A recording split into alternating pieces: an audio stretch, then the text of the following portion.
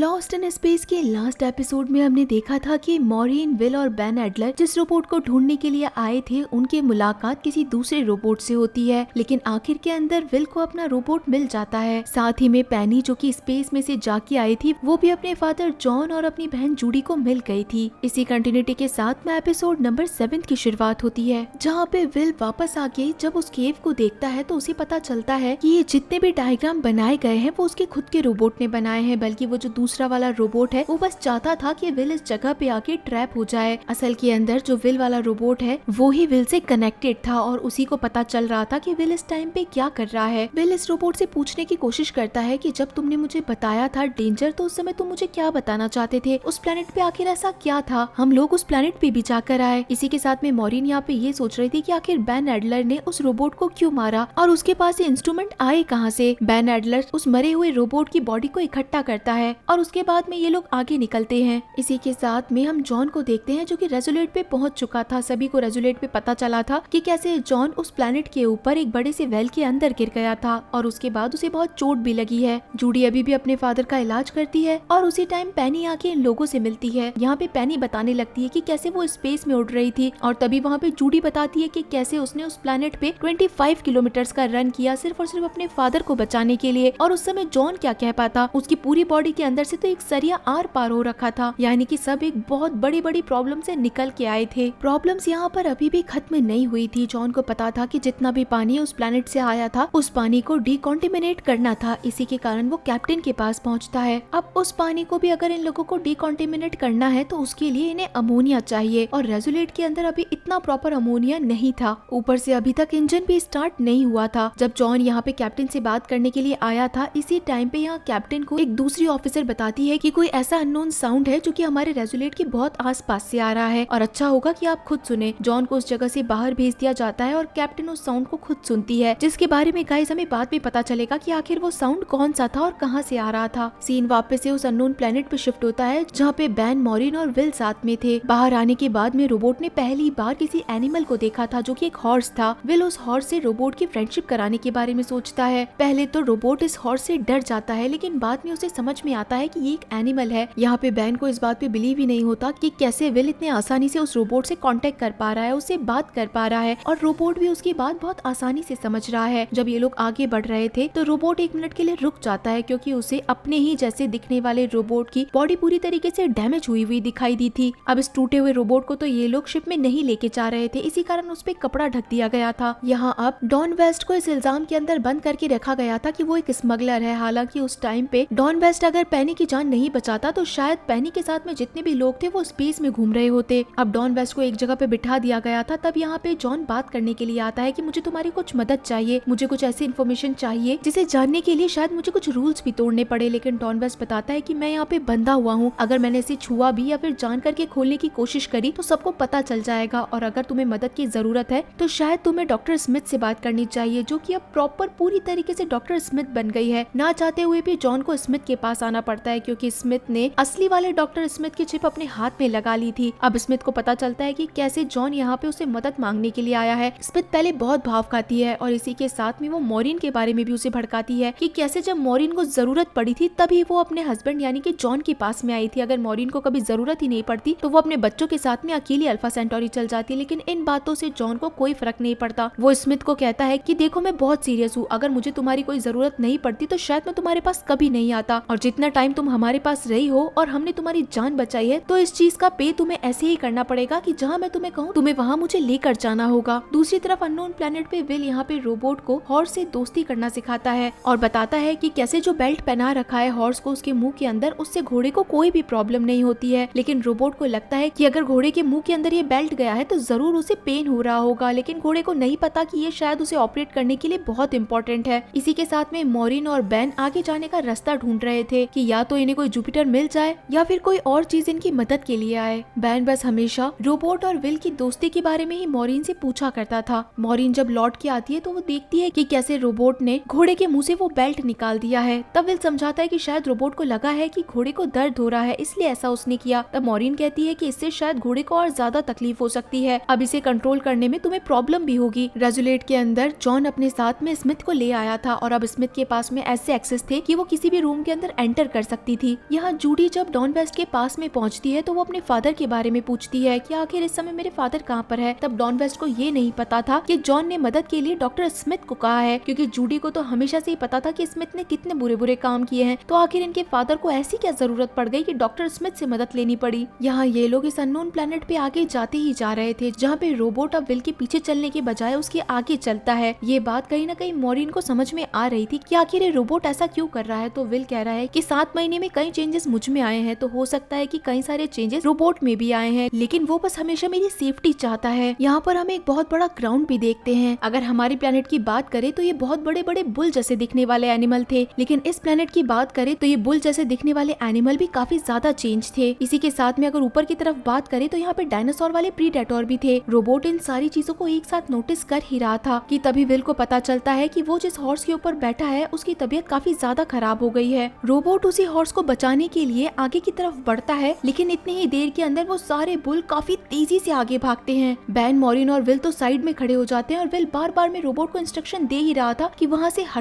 हटो, लेकिन रोबोट बात ही नहीं मान रहा था। ये शायद अब तक के अंदर पहली बार ऐसा हुआ था जब रोबोट ने विल का कोई इंस्ट्रक्शन नहीं माना। लेकिन जब सारी धूल हटती है तब इन्हें पता चलता है कि रोबोट बिल्कुल सेफ है, उसे कुछ भी नहीं हुआ है और उसने हॉर्स को भी बचा लिया है। यानी कि रोबोट को सिर्फ इंसानों से अटैचमेंट नहीं है, बल्कि उसका अटैचमेंट एनिमल से भी है। ये बात बैन को तभी पता चली। यहाँ जूडी और पैनी दोनों को पता लगाना था कि आखिर उसके फादर को स्मिथ की क्या जरूरत पड़ गई। दूसरी तरफ यहाँ जॉन और स्मिथ दोनों बैठ के कंप्यूटर के अंदर उसी फ्रीक्वेंसी को सुनने की कोशिश करते हैं जिस समय जॉन कैप्टन से बात करने के लिए गया था। लेकिन यहाँ पे एक नहीं बल्कि कई सारी आवाजें आ रही थी। इसका मतलब साफ था कि यहाँ पे एक शिप नहीं है बल्कि कई और सारे शिप है। पहले इन्हें लगा था कि ये शिप जुपिटर है, लेकिन ये जुपिटर नहीं है बल्कि ये एलियन इंटेलिजेंस की शिप है जो कि इनके रेजुलेट से बहुत ज्यादा पास में है। ये बात अभी तक भी इन्होंने रेजुलेट के अंदर किसी को नहीं बताई है, लेकिन ये चीज जॉन को जल्द से जल्द मॉरिन को बतानी पड़ेगी। इसी के साथ सीन यहाँ पे बैन, मॉरिन और विल पे शिफ्ट होता है। मॉरिन को यहाँ पे लगने लगता है कि विल का घोड़ा बहुत ज्यादा धीरे चल रहा है और उसी टाइम पे विल का घोड़ा नीचे गिर जाता है और सब उसके पास में आते हैं। मॉरिन को देख के पता चल गया था कि विल के घोड़े की हालत बहुत ज्यादा खराब है और शायद उसकी मदद भी कोई नहीं कर पाएगा। यहाँ पे कोई जुपिटर इस घोड़े को लेने के लिए नहीं आएगा और इन लोगों को इसे यहीं छोड़ना पड़ेगा। हो सकता है कि इस घोड़े को किसी तरीके का कोई इन्फेक्शन हुआ हो या इसकी तबीयत खराब हुई हो। एक बार के लिए तो ऐसा लगता है कि शायद रोबोट के अंदर ऐसी पावर्स होगी जिससे कि वो इस घोड़े को ठीक कर सके। लेकिन जैसा कि रोबोट को विल ने सिखाया था कि अगर किसी की डेथ हो जाती है तो हमें उसका शोक मनाना चाहिए। जब बैन इस बारे में पूछता है कि रोबोट आखिर क्या कर रहा है, वो ऐसे सिर झुका के क्यों बैठा है, तो मॉरिन बताती है कि वो विल के साथ में इस घोड़े के मरने के ऊपर शोक जता रहा है। तब बैन देखता है कि ये रोबोट जो कि एलियन इंटेलिजेंस का एक बहुत बड़ा नमूना है, उसे इमोशंस के बारे में पता है। जैसा कि उसने विल से और जॉन से सीखा है कि किसी के मरने पे एक पत्थर लाके रखना होता है, यही चीज वो रोबोट कर रहा है। घोड़े के मरने पे वो विल के साथ जाके एक पत्थर रखता है। इसी के साथ अब टाइम था कि जॉन और मॉरिन को उस कमरे से बाहर निकलना है, लेकिन जैसे ही ये दोनों बाहर आते हैं तब तक स्मिथ ने अपना काम कर दिया था। स्मिथ ने सिक्योरिटी को बता दिया था कि जॉन ने कोई रूल को ब्रेक किया है, ऐसा रूल जिससे कि हाई सिक्योरिटी की इन्फॉर्मेशन लीक हो रही है। नॉर्मल लोगों को ये बात नहीं पता चलनी चाहिए थी जो भी रेजुलेट के ऑफिस में हो रही है। स्मिथ ने गार्ड्स की हेल्प करी। वो गार्ड्स स्मिथ को थैंक यू बोलते हैं और दूसरी तरफ जॉन को अपने साथ ले जाते हैं। अब जैसा कि स्मिथ ने पुलिस वालों की हेल्प की थी तो वो हेस्टिंग के पास जाती है और समझने की कोशिश करती है कि आखिर हेस्टिंग करना क्या चाहता है। तब यहाँ पे स्मिथ को एक बहुत बड़ी बात के बारे में पता चलता है कि रेजुलेट के अंदर पानी बहुत कम है। अमोनिया नहीं होने के कारण वो पानी को डिकॉन्टेमिनेट नहीं कर पा रहे हैं। पानी तो है इन लोगों के पास में, लेकिन अगर वही फ्यूल के अंदर ट्रांसफॉर्म नहीं हो पाया तो ये अल्फा सेंटोरी तक कैसे जा पाएंगे। इनके पास सिर्फ इतना टाइम है कि अगर एक बार इंजन स्टार्ट हो जाता है तो ये लोग रेजुलेट को डायरेक्ट अल्फा सेंटोरी लेके जाएंगे और पीछे से अननोन प्लेनेट पे जितने भी जुपिटर और जितने भी लोग हैं उन सबको यहीं छोड़ दिया जाएगा। यहाँ दूसरी तरफ बैन एडलर की भी एक और प्लानिंग चल रही थी। यहाँ पे एक ऐसा सिस्टम लगा हुआ था कि वो रोबोट को अच्छी तरीके से कंट्रोल कर सके। रोबोट को एक दूसरे चॉपर में भेजा जाना था और ये सब लोग एक दूसरे जुपिटर में जाने वाले थे। लेकिन अब जब बैन एडलर ने इतना टाइम इस रोबोट और विल के साथ में बिताया था तो बैन अपनी आंखों से जाता हुआ देख रहा था कि रोबोट के पीछे पीछे विल भी जा रहा था। विल एक सेकंड भी रोबोट से दूर नहीं रहता है। इसी कारण अब बैन अपना पूरा प्रोग्राम चेंज कर देता है और अब जिस जुपिटर के अंदर विल जाता है उसी जुपिटर के अंदर वो रोबोट को भी लेके जाता है। यहाँ पैनी और जूडी को पता चलता है कि कैसे जॉन को एक इलीगल काम करने के चक्कर में पैर में एक बेल्ट पहना दिया गया है और अगर वो उस बेल्ट को जबरदस्ती खोलने की कोशिश करता है तो शायद उसे इलेक्ट्रिक शॉक भी लग सकते हैं। लेकिन बाद में ये चीज भी रिवील होती है कि डॉक्टर स्मिथ और ये जॉन का मिला जुला प्लान था। अगर स्मिथ पुलिस वालों को बोल के जॉन को नहीं पकड़वाती तो शायद कोई भी सिक्योरिटी वाला स्मिथ के ऊपर बिलीव नहीं करता और ना ही उसे कोई अंदर की बात बताता। अब स्मिथ यहाँ पे आके सबको बताती है कि कैसे हेस्टिंग ने उसके सामने बताया है कि वो सारे लोगों को जो भी अननोन प्लेनेट पे हैं उन्हें यहीं छोड़ के जाने वाले हैं। रेजुलेट पे जो लोग मौजूद होंगे, मॉरियन और विल के आते ही वो रोबोट से इंजन स्टार्ट कराएंगे और यहाँ से सीधा अल्फा सेंटोरी चले जाएंगे। ये बात सुनते ही जॉन को बिलीव ही नहीं होता कि आखिर हेस्टिंग ऐसे कैसे कर सकता है। यहाँ पे अब जब सब कुछ विक्टर के हाथों में था तो सब लोग बार बार में विक्टर से ही पूछा करते थे कि आखिर ये लोग रेजुलेट तक कब जा पाएंगे। विक्टर के पास में भी जवाब नहीं आता, इसी कारण वो रेजुलेट से कांटेक्ट करता है, लेकिन रेजुलेट वाले भी उसे बस यही कहते हैं कि काम चल रहा है, जब भी काम पूरा हो जाएगा तो इन लोगों को रेजुलेट बुला लिया जाएगा। विक्टर को कोई ना कोई तो प्रॉब्लम समझ में आ गई थी। रोबोट इन लोगों के साथ में जुपिटर के अंदर ही था, जहाँ पर अब ये सभी लोग उस अननोन प्लेनेट से वापस से रेजुलेट पे पहुंच चुके थे। हेस्टिंग अपने साथ में एक बिल्कुल ठीक ठाक रोबोट को देख रहा था जो कि किसी को भी कोई हार्म नहीं पहुंचा रहा है। इसी के साथ में हेस्टिंग विल से भी मिलता है जिसकी उसने इतनी तारीफ सुनी थी। अब यहाँ पे विल को यही बताया जाता है कि रोबोट को उसे लेकर इंजन रूम की तरफ जाना है और उसे बस इंजन स्टार्ट करवाना है, लेकिन इस टाइम पे रोबोट विल की बात नहीं सुनता है और वो किसी दूसरी तरफ चला जाता है। यहाँ पे मॉरिन अब हेस्टिंग से बात करती है कि आखिर तुम लोग करना क्या चाहते हो। तब यहाँ पे हेस्टिंग जो भी क्लियर बात थी वो मॉरिन को बता देता है कि कैसे वो बाकी लोगों का वेट बिल्कुल नहीं करेगा, उसे इस समय पे अल्फा सेंटोरी जाना है। एक बार ये इंजन काम करना शुरू करेगा तो ये लोग अल्फा सेंटोरी के लिए निकल सकते हैं, क्योंकि इनके पास में कई सारी और भी प्रॉब्लम है, कई सारी एलियन शिप्स है जो कि इस रेजुलेट के पीछे पीछे आने वाली है। इन लोगों के पास में टाइम बहुत कम है, अगर एलियंस ने इन लोगों के ऊपर अटैक कर दिया तो इन लोगों के पास में से इंजन भी चला जाएगा। तो अगर इन लोगों को अपनी जान बचानी है तो यहाँ से जल्द जाना पड़ेगा। मॉरिन को ब्लैकमेल भी करता है इस रीजन के कारण कि मॉरिन ने अपने बेटे विल को एग्जामिनेशन में पास करवाया था। यहाँ पे मॉरिन लौट के वापस से उस जगह पे पहुंचती है जहाँ पे मॉरिन की पूरी फैमिली थी। इसी के साथ में वो जॉन को भी देखती है कि कैसे जॉन के पैर पे बेल्ट बंधा है और वो कहीं भी नहीं आ जा सकता है। हम यहाँ पे रोबोट को देखते हैं क्योंकि विल को कहा गया था कि रोबोट को लेकर जाए वो और अपने साथ में इंजन को लेकर इंजन रूम तक पहुंचे, क्योंकि इंजन मॉरिन के जुपिटर में था। काफी देर तक तो रोबोट उस इंजन को टच ही नहीं करता, फिर उसके बाद में जाके वो इंजन को उठा के इंजन रूम तक लेकर जाता है। दूसरी तरफ मॉरिन और जॉन आपस में बात करने लगते हैं कि कैसे हेस्टिंग और बेन एडलर दोनों ने मिलकर बहुत बुरी प्लानिंग बनाई है। ये सब सारे लोगों को यहीं पे छोड़ के जाना चाहते हैं, जो लोग बस रेजुलेट में मौजूद हैं सिर्फ और सिर्फ वही अल्फा सेंटोरी तक पहुंचेंगे। और इसी के साथ गाइस ये शानदार एपिसोड यहीं पे खत्म हो जाता है। तो क्या सारे लोग अल्फा सेंटोरी पहुंच पाएंगे, या उससे पहले रोबोट्स कोई प्रॉब्लम क्रिएट करेगा, या उससे पहले हेस्टिंग या बैन कोई प्रॉब्लम क्रिएट करेगा? तो चलिए फिर ये सारी चीजें तो गाइस हमें नेक्स्ट एपिसोड में पता चलेंगी। तो चलिए फिर मिलते हैं आप सभी लोगों से अगले एपिसोड में, तब तक के लिए टाटा।